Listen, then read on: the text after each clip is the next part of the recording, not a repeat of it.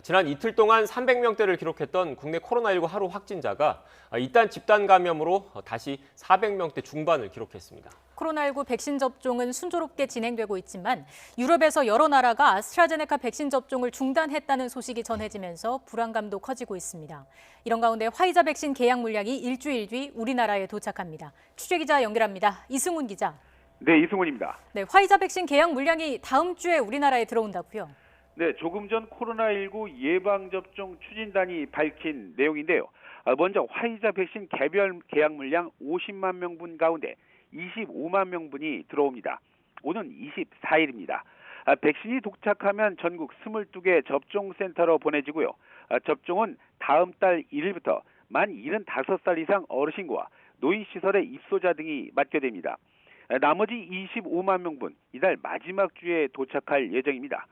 또 아스트라제네카 코백스 물량 105만 명분도 이달부터 5월까지 차례로 배송될 예정인데요.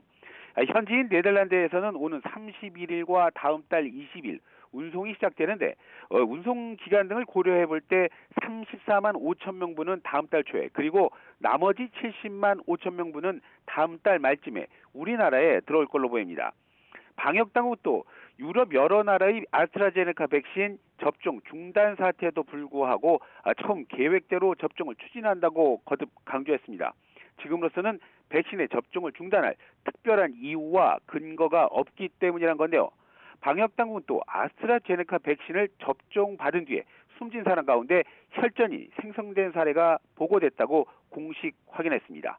다만 예방접종보다는 다른 원인으로 숨졌을 가능성이 큰 걸로 부검 결과 등을 통해서 판단하고 그런 내용으로 최종 보고를 마쳤다고 분명히 했습니다. 영시 현재 하루 백신 접종자는 18,000명을 넘습니다. 이에 따라서 누적 접종자는 62만 명을 훌쩍 넘었고요. 이상 반응 신고 역시 하루 새 250건 넘게 접수됐습니다. 네, 그리고 정부가 최근 사람들의 이동량을 조사했는데 걱정스러울 정도로 늘었다면서요. 중앙재난안전대책본부가 지난 주말에요. 전국 이동량을 조사해 보니까 그 전주보다 6.8% 정도 는 걸로 나타났습니다. 이런 수치는 3차 유행이 본격화하기 전 지난해 11월 수준인데요.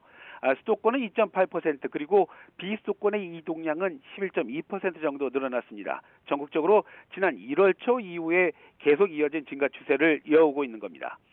정부는 수도권 신규 환자의 규모가 다음 주까지는 200명대는 돼야 백신 접종에 차질이 없고 또 효과를 극대화할 수 있다고 강조하고 있습니다. 하루 신규 확진자 규모 모두 469명 정도인데요. 전날보다 100명 넘게 늘어난 상황입니다. 국내 발생 확진자는 452명 그리고 해외 유입 사례가 17명입니다. 지역별로 보면 서울이 120명, 경기도 182명 등 수도권의 신규 환자가 323명이고요. 수도권 밖의 지역에서도 경남 45명을 비롯해서 전북 21명 등 환자가 많습니다. 사망자는 8명이 더 늘었고요. 위중증 환자는 3명 정도 줄었습니다.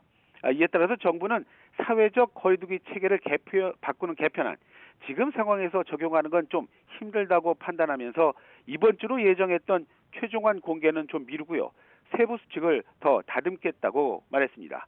지금까지 사회부에서 전해드렸습니다.